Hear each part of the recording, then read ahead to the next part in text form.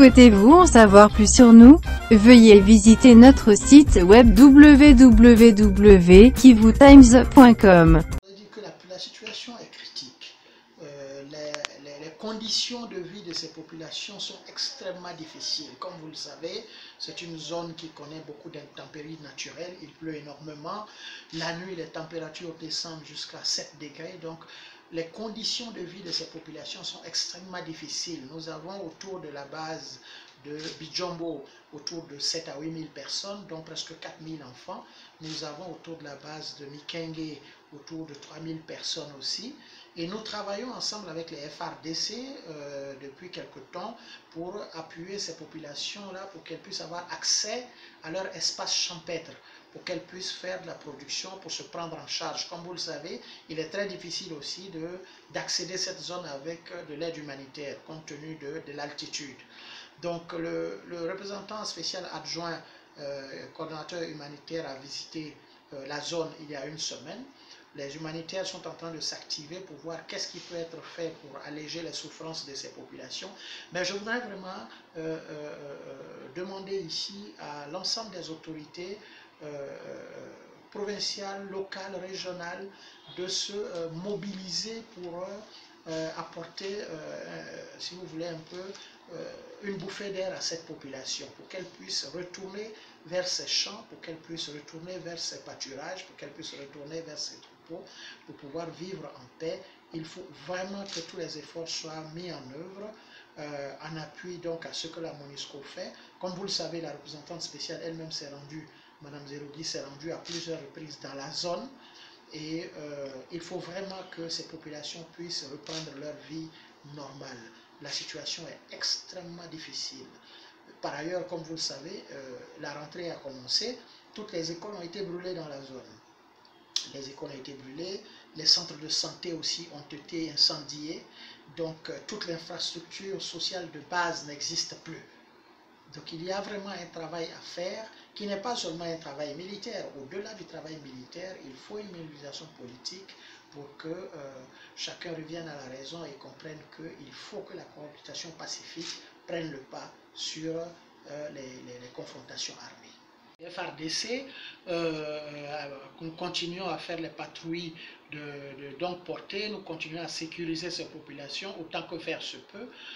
Comme vous le savez, c'est un terrain assez difficile, mais les FRDC là-bas sont à la tâche au quotidien. La MONUSCO est à leur côté, on leur apporte le soutien nécessaire, que ce soit le soutien logistique et l'appui aussi en matière d'analyse, de renseignement, pour essayer d'anticiper sur les attaques. Je voudrais dire que grâce aux efforts des forces armées de la République démocratique du Congo, appuyées par la MONUSCO, on voit que sur les 6 derniers mois, l'intensité des attaques directes contre les civils a quand même baissé. Donc ce travail continue sur place. Chaque jour, comme je vous ai dit, les populations sont escortées vers leurs champs, les populations sont sécurisées dans la mesure du possible. Ce que la représentante spéciale a dit, parallèlement aux efforts de pacification et de médiation, il est important de rappeler à tous les acteurs qu'ils seront tenus pour responsables des violations des droits de l'homme qui sont commises dans ces endroits. Et ça, je voudrais encore le répéter. Madame la représentante spéciale est revenue sur cette question à plusieurs reprises. Donc, je pense qu'il est opportun de saisir les opportunités de paix et pouvoir donc, si vous voulez, revenir dans la vie normale, participer à des processus de réintégration, parce que d'une façon ou d'une autre, tous ceux qui commettent ces abus des droits de l'homme là-bas, ces assassinats, tous ceux qui brûlent ces écoles, c'est des violations du droit humanitaire international, peuvent être tenus pour responsables à tout moment devant les instances idoines de la République démocratique du Congo. On dit que la situation est critique. Les conditions de vie de ces populations sont extrêmement difficiles. Comme vous le savez, c'est une zone qui connaît beaucoup d'intempéries naturelles. Il pleut énormément. La nuit, les températures descendent jusqu'à 7 degrés. Donc, les conditions de vie de ces populations sont extrêmement difficiles. Nous avons autour de la base de Bijombo autour de 7 à 8 000 personnes, dont presque 4 000 enfants. Nous avons autour de la base de Mikenge autour de 3 000 personnes aussi. Et nous travaillons ensemble avec les FARDC depuis quelque temps pour appuyer ces populations-là pour qu'elles puissent avoir accès à leur espace champêtre, pour qu'elles puissent faire de la production, pour se prendre en charge. Comme vous le savez, il est très difficile aussi d'accéder à cette zone avec de l'aide humanitaire, compte tenu de l'altitude. Donc le représentant spécial adjoint, coordonnateur humanitaire, a visité la zone il y a une semaine. Les humanitaires sont en train de s'activer pour voir qu'est-ce qui peut être fait pour alléger les souffrances de ces populations.